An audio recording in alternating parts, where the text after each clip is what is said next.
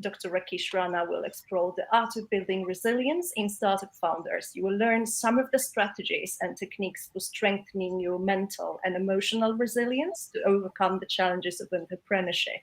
And both me and Chris have been entrepreneurs for a while, and we know that it's always challenging. It's not always an easy job, an easy task. So that's something that I'm really looking forward to learn and to kind of, find out something more that I could do. And I'm sure pretty much everyone in the audience as well. With a background in IT operations, project management, team management, and combined with the experience as an executive life coach, Rakish will guide you on your journey to become a bit stronger and more confident founder. Dr. Rana is a member of the International Coaching Federation and Forbes Coaches Council. His formal coaching qualification has been supplemented with training in NLP, clean language, and thinking environments. So quite a lot to share and learn. Don't miss the opportunity to ask questions. If you can type them in the Q&A section next to the chat, that'll be brilliant. We'll be trying to take those questions during the sessions to make it as much interactive as possible. Well, so Rakish, welcome. It's a pleasure to have you. Thank you. The floor is yours. Thank you very much. Thank you, Patrycja. Thank you, Chris, and Patrycja for including me in this. It's a privilege. So, what I'm going to do, like I said, I'm going to be presenting a presentation. I'm going to try and make it interactive and engaging as much as I can. So, with that, I will start sharing. If you bear with me, and I will share the presentation.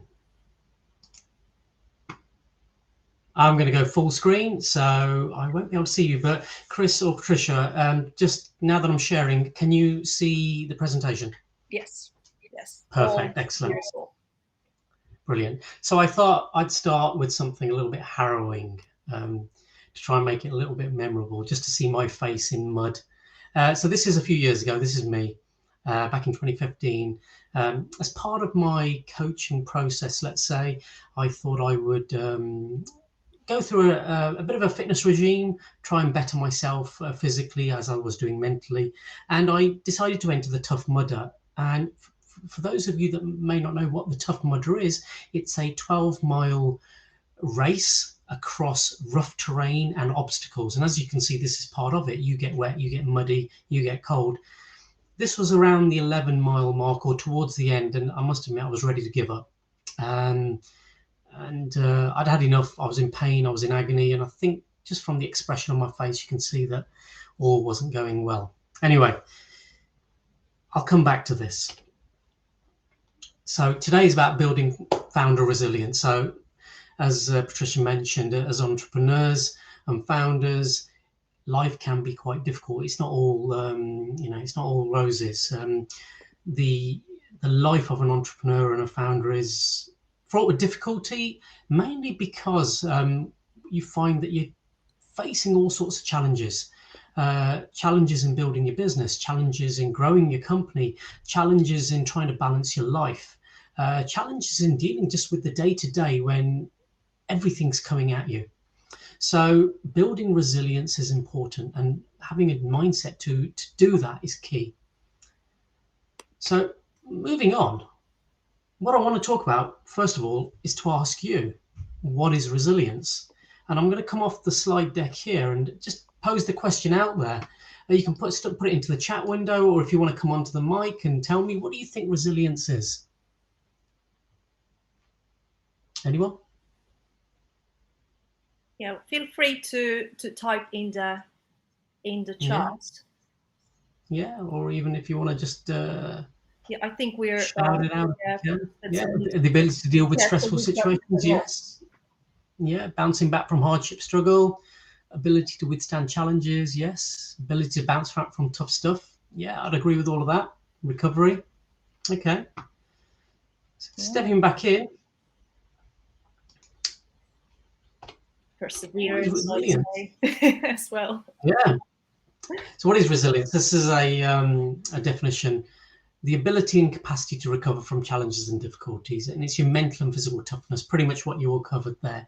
It is that adaptability. It's that bounce back. It's how can you recover yourself? I don't memorize it verbatim now, but there's a great quote from one of the Rocky films. I'm a big fan of Rocky Balboa. Big fan. And he pretty much says that, life isn't all roses, it'll beat you down. And, winning isn't about how hard you can get hit, but how hard you can get hit and keep going. So it is about that resilience and how strong you can build your resilience to keep going through adversity. So what I want to be able to cover off today is resilience and mindset. How are they built hand in hand? What is it that you need to do to develop your mindset to become more resilient?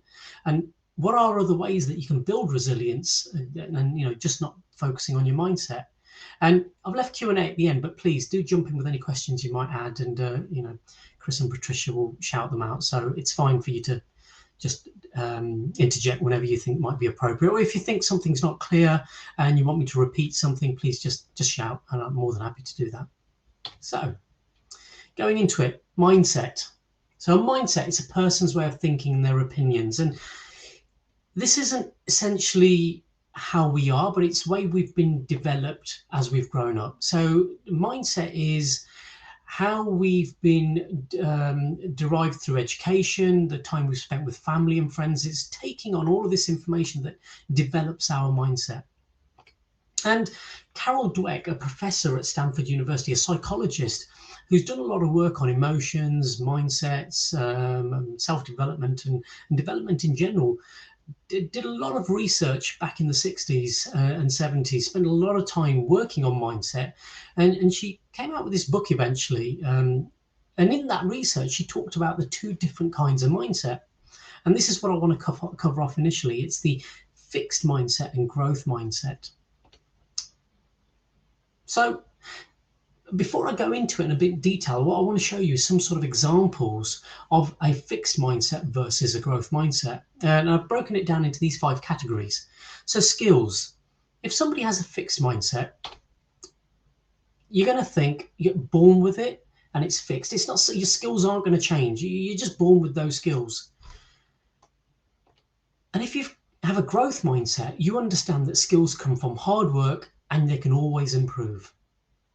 And then with challenges, with a fixed mindset, you would think that challenges are something to avoid. They're going to reveal a lack of skill. And also you would tend to give up quite easily. And with a growth mindset, challenges are there to be embraced. They're an opportunity to grow. And also you become more persistent with challenges. You're going to keep trying, you're going to keep trying. And then when it comes to effort, if you've got a fixed mindset, you find effort to be unnecessary. Do you know what? It should just come easily. And it's also something that you do when you're not good enough. So if you find that you need to put effort into something, guess what? It's not for you. However, with a growth mindset, it's essential. And also it's a path to mastery. You need that effort. And feedback. If you receive feedback, if you have fixed mindset, you get defensive and you start taking it personally. You don't want feedback at all. You don't want people to critique you. However, if you have a growth mindset, you find feedback very useful. And it's something to learn from, and it allows you to identify areas in which you can improve. And then when it comes to setbacks, you start blaming others and you get discouraged. They always say a bad workman always blames their tools. So it's about looking at yourself. But if you have a growth mindset and you have setbacks, you use it as an impetus to work harder next time. And again, just coming off the presentation there again, what I want to say here is that nobody is ever wholly fixed mindset and nobody is wholly growth mindset. And I must admit, a few years ago, I would pretty much have been fixed mindset most of the time. It took coaching for me. It took maybe learning that actually life didn't stop at university and stop whilst I was working. Through being coached myself, I really understood actually there's more to life, and I started developing my growth mindset and actually realized that there were times where I was developing growth mindset, but I used to be very much fixed mindset. So I'm quite grateful that I balance myself in between the two, but also knowing that if I get defensive about somebody critiquing me, I evaluate that. I start becoming reflective and trying to understand, well, hold on, why am I getting defensive? Is there something that I need to learn from this area? So it's about being present. It's about being in that moment to understand what's going on here now. That allows me to move into the growth mindset. I think most people, if they're feeling tired, if they're feeling lazy, will be in that fixed mindset area, no matter how much of growth mindset you've developed. And even with entrepreneurs and founders, if you're busy all of the time, your brain energy is being depleted. You're going to go to that default mode. That default mode is just to basically, fixed mindset. It's your let's say primordial way of thinking. We're just gonna, it's not for me, I don't want to do it, it's somebody else's problem. But actually, when you're present and you're energized, you're going to start looking at these problems and challenges in a different way and develop that growth mindset. So how do we develop that growth mindset? Let's take a look.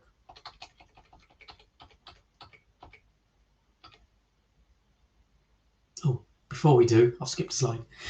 What are the benefits of growth mindset? I've already touched upon it, but it's what Carol Dweck came out with. They help you perform better in school and at sports. However, that's applicable in business and in life in general. You're able to better overcome failure and have a lot more motivation. Because if you've got that growth mindset, you'll embrace those challenges. You'll keep going. And actually, you're also able to appreciate and be more satisfied in relationships and in life generally. When you're in a relationship, whether that's professional or personal, if things aren't going too well, guess what? When you have that growth mindset, you want to understand more. You want to understand, well, how can I make this relationship better? And you'll try better. So, ways to develop a growth mindset. I love this quote from Richard Branson. If someone offers you an amazing opportunity and you're not sure how you can do it, say yes, then learn how to do it later. So really view challenges as opportunities. We're always fearful of doing things, but as founders and entrepreneurs, I think you've already got that mindset where you want to be trying different things. However, one thing I do find with entrepreneurs, founders, and other people in general is that sometimes we lack confidence, or we can be fearful of taking a decision of one, you might be scared of whether it's going to work or not. You might be fearful of what other people might think, but sometimes you just need to grab that opportunity and view it as a challenge. It's something that you just need to do. And procrastinating and not taking action are usually the precursors of not being able to achieve anything in life. So taking action and doing it, even if you're not ready, it's about learning on the job. Just do it. And there's amount of times, as in my own entrepreneurial life, starting up a business as a coach, I've just had to learn things on the fly. If I've had to develop my website, or if I've had to learn some sort of marketing, I need to do something.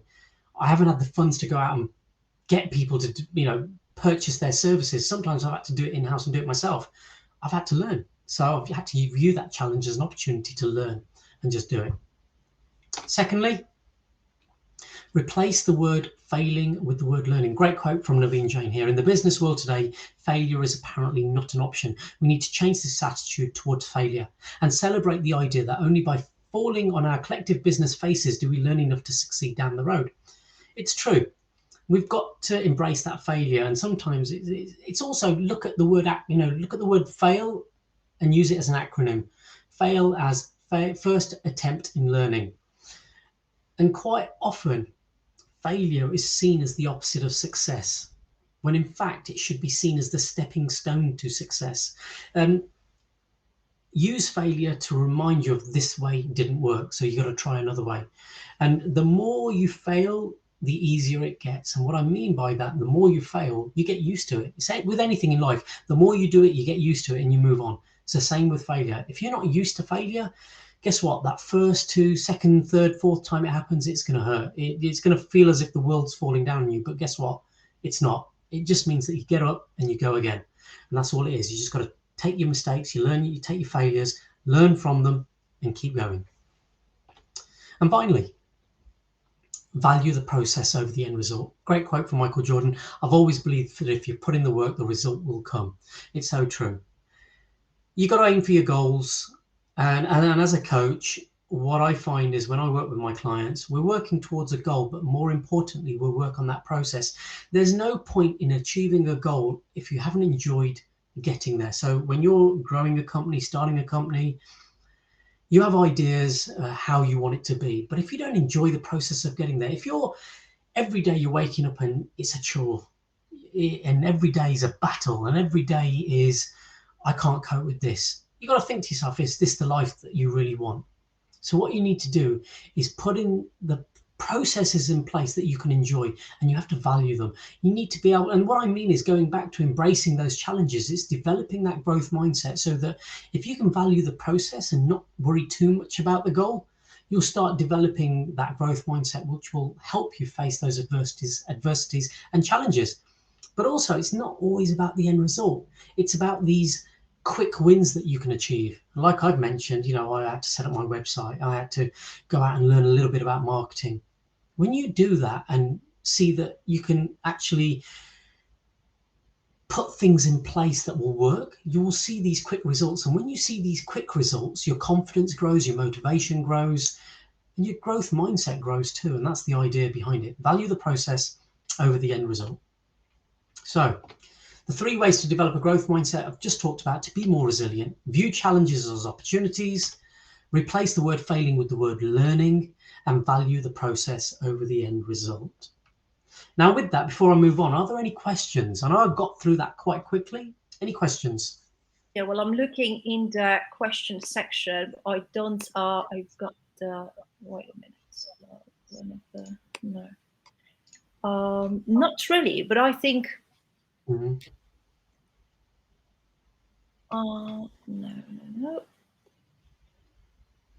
I mean, I would very often say that ego is also stopping people from growth.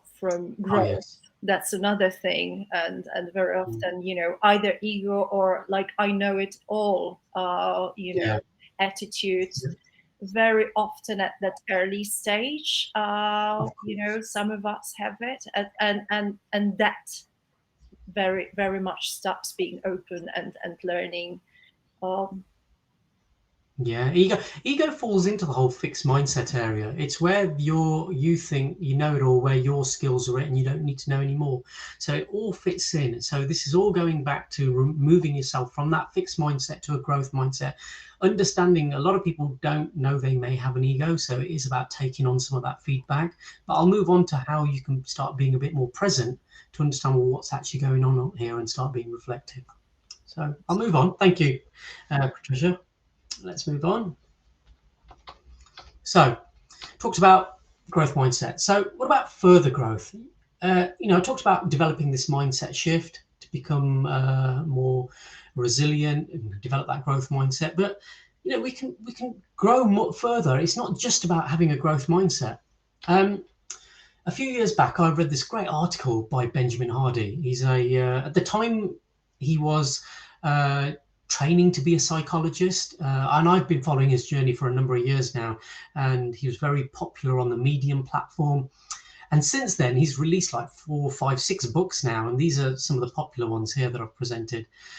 He wrote this article back then, and what he talked about was it can be distilled down to core components and how you can shift your mindset even further. Develop that growth mindset, but have that even further shift. The 4 components he talked about was 10x thinking, delegation, collaboration and synergy, and rest and recovery. I'm going to go into these in a bit more detail. So 10x thinking. So Peter Thiel, co-founder of PayPal, says if you have a 10-year vision of how to get somewhere, you should ask yourself, why can't you do this in 6 months? So this is great. This is, you, as founders, entrepreneurs, you've all heard of probably, Grant Cardone's famous for this, the whole 10xing. How can we do things quicker? Because time is money. Everybody wants everything quickly in this day of, in our digital age right now of immediacy. Things need to happen quick. They need to happen fast. There's this whole adage about failing fast, creating MVPs, minimal viable products, just to get things going. So if you have a plan, how do you speed it up? And more often than not, this is something I took from Tony Robbins, life coach, is that a lot of people blame a lack of resources. They don't have the time, they don't have the money, etc. But actually, it's never about resources, but a lack of resourcefulness. So that's what you need to look into. What is it that you could be doing different to accelerate that growth?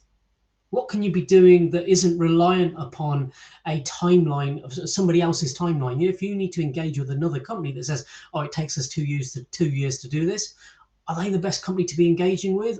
Or do you need to go and find somebody else or develop something yourself? So it is about thinking about what is it that you could be do differently. So it's about finding efficiencies. Secondly, delegation. Now this is key. And to be honest, it also makes me laugh, because when it comes to founders and entrepreneurs, we want to do things ourselves. We want to hold on to our baby. We don't want to give anything out. So Steve Jobs says, look, great things in business are never done by one person. They're done by a team of people.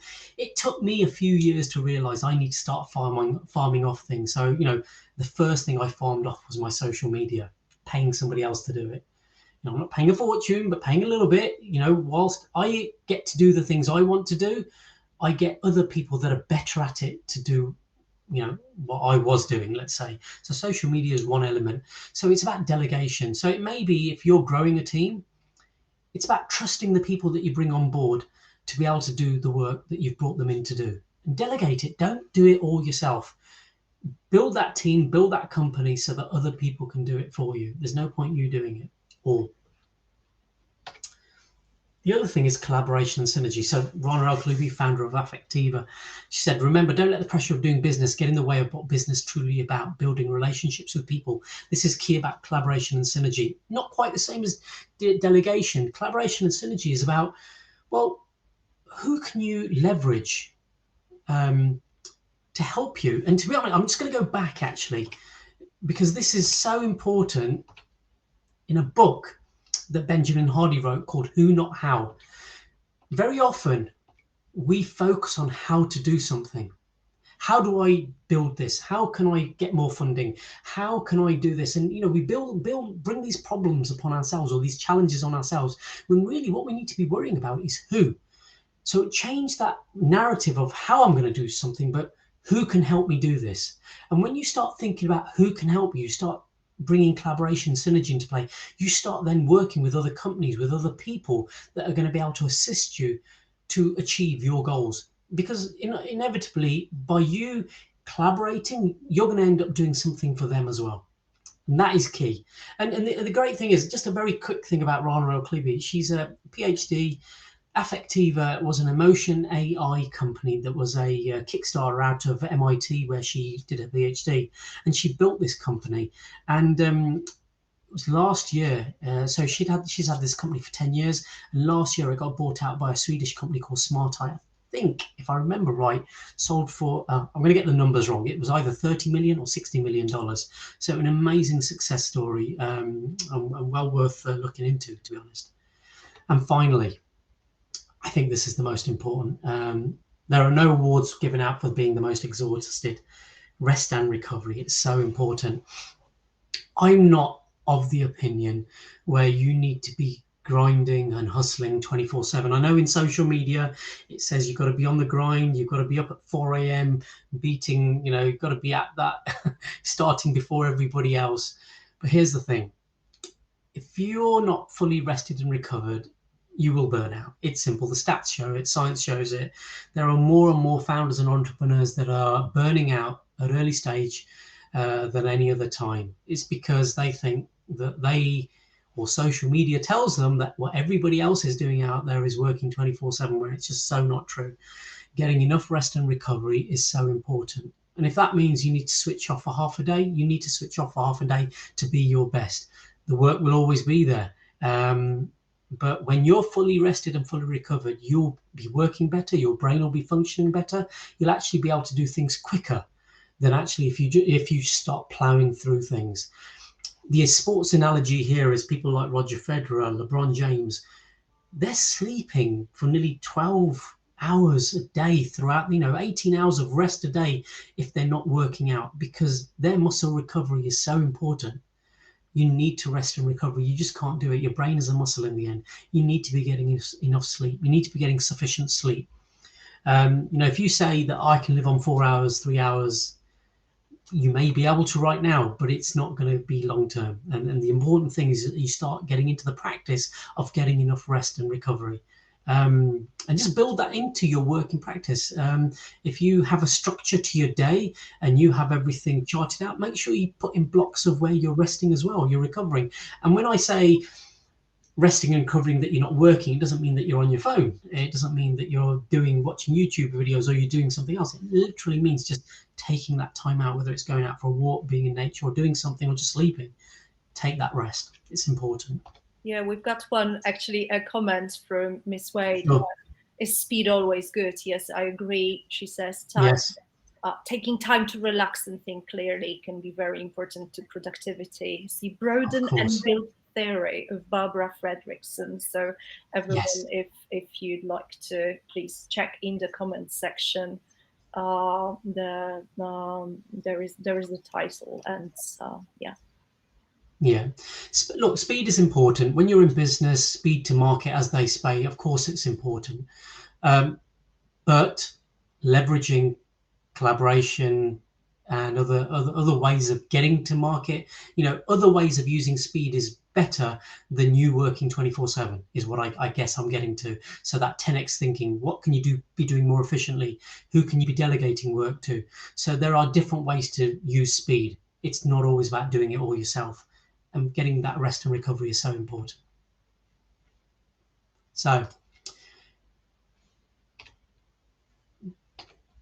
So we talked about building resilience.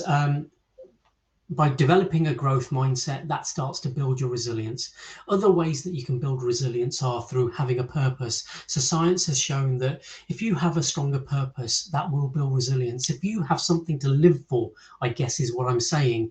You always hear that, if you've got this purpose, your why, to use Simon Sinek's words, if you know your why, you will get through things. You will, if there are strong challenges, if your why is strong enough, your purpose is strong enough, you will just go through brick walls to do it. So that will start building your resilience.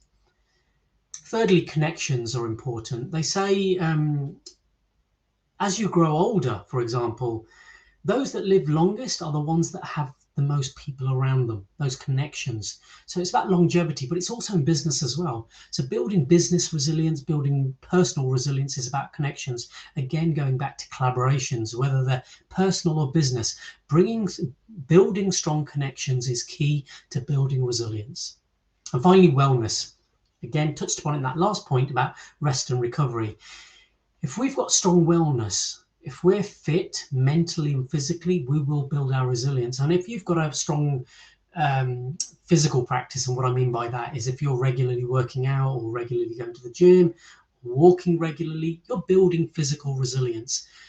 Mental resilience is also being built when you're building physical resilience, but you also need to focus on mental resilience in other ways as well. And that's what I'm going to talk about now. A little bit of mindfulness. Not everybody does mindfulness. A lot of people, some of it's been around for a long time. It stemmed from Buddhism, quote there from John Kabat-Zinn there, best way to capture moments is to pay attention. And that's what I talked about when we talk about moving from that fixed mindset to the growth mindset. It's about being present. It's about understanding what's going on. If somebody's critical of you, the lazy way is just to ignore it and saying it's not my fault, it's their problem.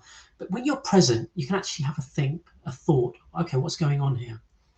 And being mindful is about, the cartoon or the graphic depicts it quite clearly there. It's about not having your mind full of all sorts of distractions, but having a very clear mind to understand what's going on here. And mindfulness is becoming very popular in the corporate workplaces. I mean, some companies I've worked with and worked in, they've had mindfulness practices in there for a long time now, and they understand the importance that if employees are having this mindfulness practice, they're more present at work, they're generally happier. But I'm going to go into some of the benefits, but this is just a key to show you. This is just some, actually, there are so many more companies that have mindfulness in their workplace now, but these are some of the really obvious, some of the popular ones. I can just interject and yeah, sure. I mean, I worked a while ago because as a founder, you always run. You always like, okay, well, I need to rush with this, rush with that. And I was actually really brought to the point where, someone told me like, no, you have to be more mindful and kind of stop and be more centered. Because then whatever strikes you, you're more rooted and you don't react from the, you're reacting from the stronger position.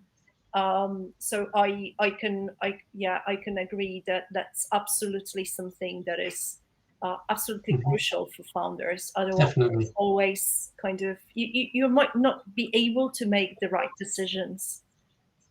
Yeah. If you're not present, you'll never make the right decision. I think being present is so important. And I'm going to, again, I'll touch upon that and the benefits of it. So, but before I do, I just want to talk about some of the misconceptions about mindfulness. A lot of people think it's about stopping your thoughts, clearing your mind, and it really isn't. It's always pleasant and relaxing. It's not actually. It's not about sitting in that Zen position and in the lotus position, and because it won't always be pleasant and relaxing. It's a religious practice. It's not. It stemmed from Buddhism, and it's not a religious practice as such. There's plenty of practitioners out there, and to be honest, I'm not really a religious person. So for me, I'm very much more of a scientist, and for me, the reason I use it and adopted it because of the scientific reasons, which is something I'm also going to go into. And again, it can only be done sitting in a lotus position for long hours. No, definitely not. It can be done anywhere and everywhere. And again, I'm going to touch upon that shortly. And it makes you passive and accepting of everything just as is. And they say it makes you, no, it's not. In fact, it's completely opposite. When you're present, you can be very much more alert and therefore be very more attentive to your responses. Mindfulness. So it's related to the strength and quality of your awareness. So again, it's that presence, being present. Meditation, a lot of people confuse this, mindfulness and meditation. Meditation is the exercise that builds the mindfulness strength. So being mindful is being present. Meditation is just one way to build your mindfulness. So when you see people doing different types of meditation, all they're doing is building their mindfulness, they're building their resilience. And mindfulness meditation is about placing your awareness on an object and continually coming back to it. And a lot of the times when people are starting out in mindfulness, it's about the breath, because that's the most obvious thing that you have. So a lot of the times when you're being narrated a mindfulness exercise, the narrator will talk about focus on your breath, feeling it, listening to it. And when your mind starts wandering, it's about coming back to that breath. A lot of the times, a lot of people will give you an example of, if you think of when you're practicing mindfulness or you're doing this meditation, if you think of your thoughts as clouds that are going by, you can either constantly look at the clouds and see what's happening with them, or just notice them. You see a cloud, you let it go by, the next cloud goes by, and that's it. You just notice them, and that's what you need to do with your thoughts. Notice a thought pop into your head and just let it go by. You don't dwell on it. You don't start dissecting it and going down that rabbit hole of a thought. You just understand that, oh, a thought's popped into my mind. Okay, fine. I'll let it move on. And that's the idea. So when the mind wanders to distracting thoughts, emotions, or sensations, which it will, being an open, accepting of whatever you notice, like that cloud, let it pass. And then returning to the object of the meditation. There you go. You just come back to yourself, that breath or that object of that meditation. So there's a lot of science that's gone into mindfulness, and a lot of there's a lot of growth in the brain, the neuroplasticity, the growth of the brain that happens when you start developing the mindfulness practicing, memory and attention increase, anxiety and stress decrease, attention increases overall, and you get better self-awareness and emotional regulation. And a great quote by Viktor Frankl, a POW survivor. He says, between stimulus and response, there is a space. And in that space is our power to choose our response. In our response lies our growth and our freedom. Essentially going back to the fact that when we're present and we need to make a choice, we will make a better choice. And it is our choice to make. We're not reacting to other people. We're not reacting to what's going on. We're able to make that choice that's the best choice for us because we're present. And what are the benefits of mindfulness? And I just touched upon it there. We get improved attention and we get better memory. We're less impulsive and we have that less reactive behavior, as Patrycja, you were saying. We have improved intention and more ethical behavior. And this is key, I think, when it comes to founders and entrepreneurs, because we will get thrown into situations where we've got to make decisions. And sometimes for that, Is it better for the business? Oh, somebody's offering the X amount of money. Is this sponsorship best for our business right now? And sometimes, you know what, it might be thinking, you know, when the pressure's on and you're running out of money, that this is a decision I need to make. Well, actually, if you're present and you've got your whereabouts, you'll be more ethical and you'll basically make better decisions. What we have here, Rakish, I think I love what Scott put in the chat. Emotions aren't real. Our reactions to them are. Would you agree? Sorry, what was that question? Sorry, just repeat. I'm just going back to it's just aren't real. It's just one of the comments in the chat, and I thought it's relevant. Real. Yes, emotions completely. aren't real. Can you yes? Our emotions aren't real. Our reactions to them is. Exactly that. Yeah. Exactly. We always say, I'll give you my example. I can get upset with my wife sometimes, but do I be angry with her, or am I angry at something she said? No. I think when you're self-aware, you will understand why you are feeling a certain way. Why are you feeling angry about something? Why are you even feeling happy about something? And more often than not, it's something within you, not something somebody's done. So say, for example, if you're angry at somebody, it's not them that you're angry with. It's something that they've touched upon you that's made you angry. Maybe they're not following your values and behaviors. Maybe something's happened there and that's why you're angry. So realistically, yeah, it's the reactions really. So you have to be careful of. It's key. Greater stress resilience, a more general positive mood, definitely reduced anxiety and depression, and greater compassion. Again, it all comes to about being present. When you're more present, you're just more self-aware. You're able to deal with other people better. And actually, it's shown to lower blood pressure, increase your immune system. The National Health Service in the UK now use mindfulness to actually deal with the chronic pain for patients, because they found in tests that that's worked. And actually you get better sleep too. So this goes great in that whole rest and recovery aspect I talked about. There are 3 elements to mindfulness: attention, and it's being present in the moment. So when you are doing mindfulness, it's not about, if you're busy, I'll do it and I can do it with other things going on. No, you need to put everything else away. You need to be not distracted. You need to be present. Your attitude needs to be there. You need to be non-judgmental. You need to be open, curious, and accepting. And what I mean by that is, like I said, if you're trying this meditation, especially if it's for the first time, you're going to have lots of thoughts. You don't want to be beating yourself up saying, oh no, I can't do this. You need to accept that, yeah, it's going to be difficult at first. You're going to have all these thoughts coming into your head. So it's being non-judgmental on yourself and being open and being curious. Okay, let's explore this and see what happens.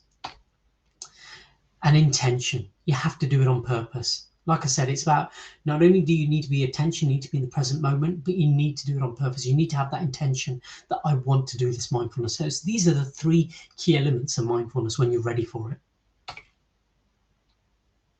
And what can you do? Like I said, you don't need to be in the lotus position to do it. You can do all sorts of things. And I call these purposeful pauses. You can do it when you're eating. So when you're nourishing yourself, you can mindfully eat. So the next time you eat some food, slow down, rather than just chucking it in your mouth, chewing away and it's swallowed and you don't know where that bite went. Pick up that morsel of food, whether it's in a fork or a spoon, or you're picking it up with your fingers. Touch it, smell it, look at the colours. Before you've even put it in your mouth, just explore your senses of what's going on. You know, is your saliva, you know, are you excited to eat it? And then when it's in your mouth, as you're putting it in your mouth, the crunching or whatever sensation you're feeling, feel these sensations. I remember when I first did mindfulness for the first time, our practitioner got us to chew a raisin.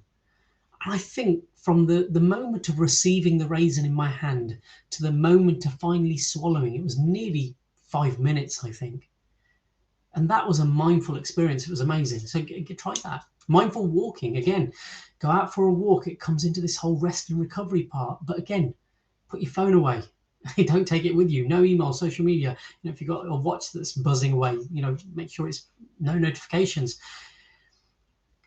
I talked about barefoot walking here, but it doesn't need to be feeling the feet on the floor. But when you're walking, just that sensation of the floor against your feet, the air on the skin, the sensations going on, what can you hear, what can you see? It's all these different sensations that you can do whilst you're walking.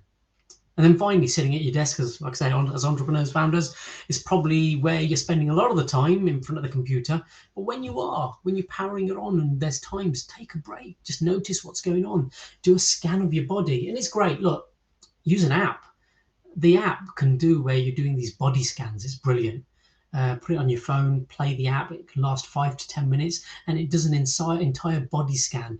It'll allow you to sense every part of your body, and it's a great mindfulness technique. And again, it only needs to be done 5 to 10 minutes every day. And honestly, people who I've spoken with that adopted it after speaking with me noticed a huge difference even after 2 weeks of just doing 10 minutes every day. Now, what do they notice? And if you adopt a mindfulness practice, what can happen? There's nothing tangible. Here's the thing. Nobody's going to say, oh, this is what's changed. What people tend to end up saying is that I react differently, or I'm not as, let's say, I'm not as quick to respond anymore, or I don't get angry as quick, or I just generally feel better. There's a lot of a non-tangible feeling when it comes to mindfulness. The idea is because it's the growth of your brain, there's no real start point or end point. It's almost things feel different. And that's what it tends to be. And it's all I can say is give it a go yourself. For me, it's the science that does it. So in summary, we've talked about resilience, what it is, and how we can go from a fixed mindset to a growth mindset to grow that resilience. But also, how can we develop our growth mindset? We looked at that and the 3 ways we can do that.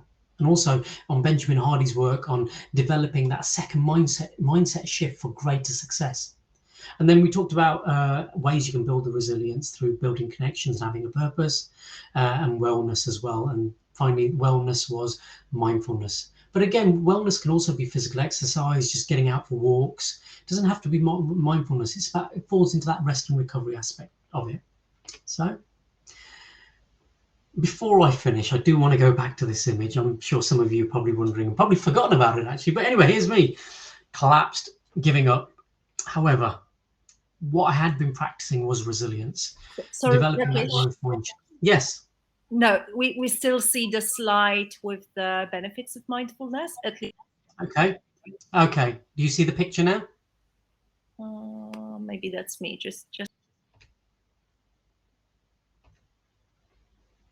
Should see the picture of me. Do you see it? Me in the mud? Yep, I can see that. Okay, so there's me in the mud. So anyway, I'd given up. I didn't want to go any further. However, going back to some of these principles, I was with a colleague there who was my collaborator in this. He told me, look, Rakish, give it a few minutes, just rest, recover yourself, which I did. And you know what, I'd been building that mindset, and for me, I'd built up that resilience that I didn't want to give up. I think my old fixed mindset strategy would have made me just give up completely. But no, I'd been working through the whole physical process, that I adopted some of these processes to actually get through that finish line. But look, still no smile on my face. It was painful, but I got there. I got through my goal. However, what this allowed me to do was build upon my mindset further. And what I did do the following year was did it again. And as you can see, a big smile on my face. And this time I did succeed and enjoyed the process a lot more this time. Achieved my goal, but really fell in love with the process. And here's the thing with any kind of success, and especially, and I'll relate this to business as well, it's about bringing other people on your journey. You know, having success is great, but to have somebody to share it with, you know, the teams that you build, the company that you build is better than that personal success. So I was really happy that, you know, I was actually took my wife through it as well. So the third time round, you know, I say Albert Einstein says, strive not to be a success, but rather to be of value. So as you build your company, as you become this, you know, great entrepreneur, you know, it's not always about the money. It's not always about the success, but what is it that you can give back? What is it that you can end up doing for others is so important and so key. And that's just a key message I want you to take away from this. So thank you for your time. And please, the floor is open. Ask questions. All right, so we've got a couple of comments. That's been incredible, Rakish. And we've got a couple of comments, and we also have a question. So I'll just start with the comments that I think might be Sure. quite relevant and the interesting ones. Scott actually shared Healthy Minds Up as something that helps really well and works really well. You might be able, Rakish, maybe to recommend any other apps that could help with either mindfulness or just practicing healthy habits. Yeah, I mean, of course. There's so many now. To be honest, I think the app stores are flooded with them. But the obvious ones are Headspace, Calm. I was using one called Mindfulness. However, what I've started to use now is a lot of, if anybody's got a smartwatch or a health device. So I use an Aura ring, and with the Aura subscription, we get a lot of mindfulness talks there. So I tend to use my Aura app to provide my mindfulness ones, because then it syncs with my Aura ring and my whole health stats as well. So, and I think that's key as well. So if you are using a health monitor, I'll go onto camera as well. So if you are using a health monitor, I do find if you've got an associated app or an app that can be configured with that particular health app that you're using, I think that's great, because I think it will go hand in hand then. Okay, so we've got a couple of more comments. As founders, our job is to reduce the risk for our startups as much as possible. What you're saying is that we also need to do the same for ourselves. And yes, very important. It's so important. And to be honest, look, me starting out, when I started on this journey, maybe 8-9 years ago, I was being influenced by, no, you've got to just keep going. But nobody's talked about how important sleep is, how important getting your rest is. But adopting that, and my clients adopting that, I've realized and bared the fruit of, actually, when I'm feeling better, guess what? I'm actually be able to put a lot more energy into my company and grow my company better, because I feel better. I'm not, tired out. Yeah. So then, there was a statement from Miss Wade. Personally, I think the biggest job of every founder is to mind themselves. And that's great. And then it's called great startup method for crawling through the mud again and again and surviving. I mean, sometimes I think because we sit behind the desk, doing something physical and dirty is actually very, kind of freeing. Yes. Well, here's the other thing, Patrycja. For me, I know, well, look, I've learned to accept now that growth comes from making yourself uncomfortable. And believe me, I didn't want to do the Tough Mudder, but it was almost like I kind of thought, well, what's something that I've never done and it's going to scare me? Thankfully, like I said, I had a lot of people with me, I had a team of us, so it helped. And that's why I would always say that as entrepreneurs, that's scary as well. So you're already pushing yourself. So it's something new. So you're always going to be learning. However, that's one aspect of your life. So sometimes it is about, like you said, getting your hands out. So sometimes if you're building a team, sometimes it's going out and doing something together as a team and not just sitting in the office all the time, I think is important. Yeah. All right. So we've got one more, and then we'll go to one of the questions in Q&A. But have you heard of my challenge? Start a business with zero initial capital and take it to... I'm not sure if it's a question. In less than a month on my link. Oh no. Okay, no. That's not the question. Sorry. Here for the conversation, but could you talk a bit about the unusual circumstances of the last few years, like COVID, for example, and managing the unforeseen? That's a question from Scott Carroll, and I think it's a good question. It's not just COVID; it's the unforeseen. Often happens surprisingly. Yeah. How to deal with that? Because obviously we have anxieties. We go in the kind of overwhelmed modes. So of course. So again, I think this is important. We're always going to get hit with challenges, and to be honest, they're all unexpected. Of course they are. And the idea about this presentation is to prepare you for that. It's how can you better deal with these challenges? How better can you be? Because here's the thing, there's a lot of people I spoke to when COVID started who were 24/7, tired out and everything. And actually all COVID did was exasperate the condition. They literally gave up. Businesses had to fold because their mental health just wasn't there. Now, those that were already running businesses and had a great mental health because they had great practices. They were resilient. They were already very present. I'm not saying that they were doing mindfulness, but they're present, using whatever processes they were using to be present. When COVID hit, they were better placed to start making quick, good decisions and not be reactive. The businesses that failed were the people that were being reactive. And the idea is to get out of that reactive nature and be more proactive and actually deal with the situation at hand. So if you are more aware, if you're healthier, let's say you're mentally healthier, you're going to be able to think clearer. You're going to be able to reach out to people. You're going to be of that mind that, you know what, I'm not going to be able to fix this all myself. Who can I go and collaborate with? It's about nurturing these thinking processes that are going to get you out of a rut. We're always going to have these obstacles no matter what, but it's about being aware and understanding what your choices are. And I think those that don't understand their choices are the ones that are going to fail. Yeah, thank you. Scott, I hope that kind of covers the question. But yes, does anyone else have more questions? Anything you would like to, or maybe something that you would like to share? Maybe some of you actually had a challenge and were able to overcome that in some way, and we would love to hear how that happened. Okay, I actually had to deal with all my negativity in order to release my full creative potential. That's a great thing, because I mean, I'm a perfectionist, so that I can resonate with that. It resonates with me. As a perfectionist, I had to stop myself from like, okay, that's not good, that's not ready, that's, you know, and that negative thinking, like not enough. Yeah. And it kind of like links. So could you actually, Rakish, you know, expand? Yeah, I was going to say, as I'm your prime example of a perfectionist. Like I said to you, I used to be very much fixed mentality. So growing up as an Asian, in my generation, I was the oldest. So my expectation put on me was to get grade A's across the board, and so that was what I would always aim for. You know, for me, if I wasn't getting, you know, everything top, I was failing. So for me, life was about perfection.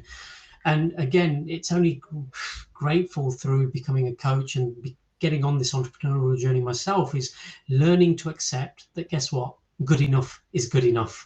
I don't need to be perfect, and you'll never get perfect. And this is one thing I say to people: trying to be perfect, it will never happen. You're only beating yourself up. It's about getting to good enough, and sometimes understanding, well, what is good enough. You will never know yourself. So it's about bringing other people on board to help you decide what's good enough. My wife is a singer, so she sings songs, but when she wants to release it, she thinks, oh no, this isn't good enough. However, because she's so highly trained, she can understand and see all the defects and little nuances in that music. Whereas me, who I would say is the majority of the public that would be listening to it, would not know. And that's what I have to measure it against. So sometimes when I'm producing something, I will go to somebody other than myself to say, is it good enough? And they'll say, yes, that's fine. However, if I get some feedback that I can improve it slightly, I will do that. But never let yourself be the judge of whether something's, whether something's ready or not. Yeah, we are often very harsh to ourselves. Yes. I realize, like, I'll be praising others sometimes for something, halfway, and then, scolding myself for, something that is, others. Oh, that's great. Yeah, and that stops you from doing things. That stops you from, Of course, you start think moving. that's terrible. Yes. So yes. Nadia says, it's all true, but unfortunately, we reach this conclusion after a certain age experience, and that's probably true in my case as well. However, I guess coming on something like this, reaching out to, using the resources, this is what I go back to about being resourceful. Leveraging the resources that are out there will get people to learn a lot quicker. And I think this is part and parcel of it, to be able to put on things like you do, Patrycja and Chris, that to get people to learn sooner rather than learning from their own mistakes, learn from other people's mistakes and learn and understand, well, this is what you need to do. Yeah. Right. Well, we were almost, actually, I think we are on time.